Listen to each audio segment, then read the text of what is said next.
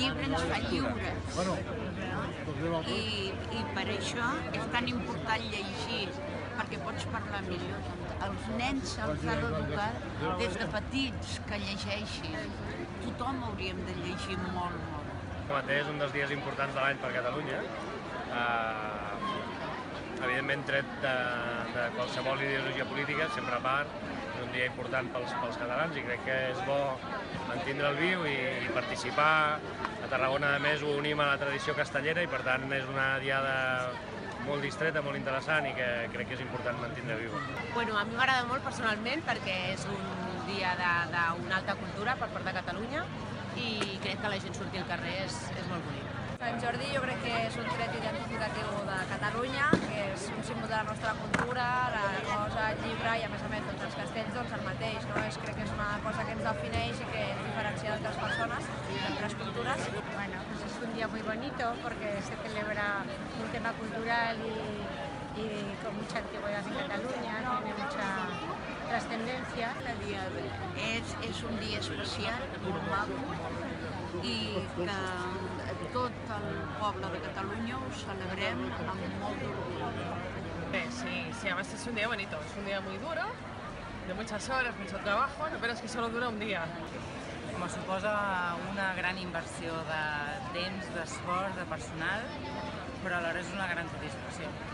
És un dia molt bonic. Sí, per mi és els dies més bonics de l'any, és un dia per gaudir de la lectura, que la gent almenys compri un llibre, llegeixi alguna cosa, és un dia molt emblemàtic. El tema de que sigui un dia culturalment fort és important per un país com aquest, que al final, bàsicament, nosaltres necessitem això, una cultura forta i una llengua més encara. Doncs és el dia més important de l'any per la floristeria. A part que és el dia també que fas més caixa, doncs és la llegenda, com si diguéssim, de Catalunya que representa aquest negoci.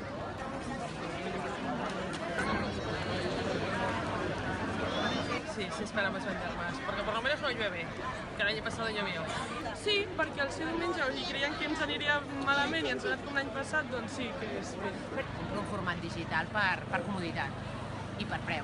Entenc que hi ha molts intermediaris, però els preus dels llibres son alts. Que hay descuentos, con lo cual la gente es más fácil comprar un libro si te sale un poquito más barato. Pues un día como hoy puede suponer perfectamente el 30 o 40% de la venta del punto de venta. Esperàvem tenir menys, per això hem reduït les ventes, però més o menys igual que l'any passat.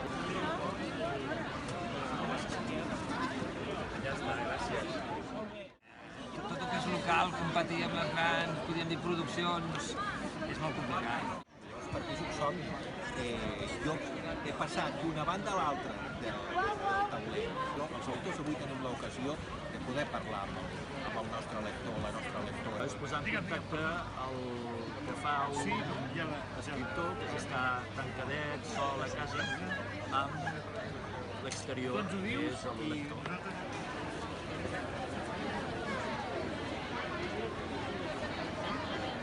Aquest any no hem notat un títol en concret perquè s'han anat esgotant un rere l'altre, sobretot en català, molts d'infantil també. Nosaltres tenim una secció gran de literatura juvenil infantil i molts de narrativa, els més mediàtics sobretot. En adulto el de Patria y el de Capdevila y de críos, pues los de Yokoi, los de Prodigiosa. Tothom se'n recorda de tu, com si diguéssim, el dia 23.